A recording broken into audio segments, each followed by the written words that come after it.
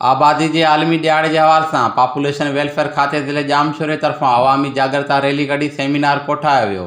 District population welfare officer Jamshoro Abdul Ghaffar Memon ऐं DSO Jamshoro doctor Vinod Kumar की अगवाणी में DPW ऑफिस खां शहर के मुख्य हैदराबाद जामशोर रोड ताईं कढियल जागरूकता रैली में पॉपुलेशन वेलफेयर खाते ऐं सिहत खाते ऑफिसर ऐं मुलाज़िमनि सूधो मुख़्तलिफ़ समाजी तंज़ीम जे अॻुवाणनि ऐं कारकुननि वॾे अंग में शिरकत कई।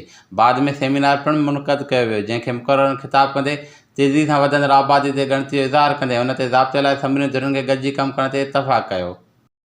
सेमिनार के सदारती खिताब कंदे district population welfare officer Abdul Ghaffar Memon चयो त हिन वक़्तु दुनिया की आबादी 8 अरब खां बि वधी वई आहे, जंहिंसां हिकु तरफ़ माण्हुनि जूं ज़रूरतूं बि वधी रहियूं आहिनि त ॿिए तरफ़ खाद खुराक सिहत तइलीम रिहाइश सूधो GIP जी ज़रूरतुनि जा वसीला घटिजी रहिया आहिनि।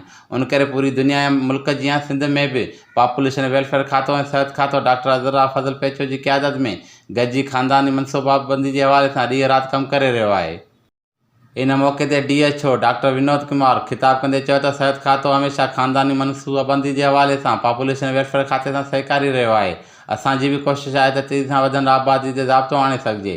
तकरीब के doctor Mahvesh Mazhar, Abdul Ghaffar Sherani, Zulqarnain Asghar Jokhio, doctor Farah, doctor Raza Mohammad, doctor Aslam Narejo, Imdad Nizamani, Ghulam Nabi सियाल, अब्दुल मजीद समेत जो ऐं ॿियनि पिणु खिताब कयो।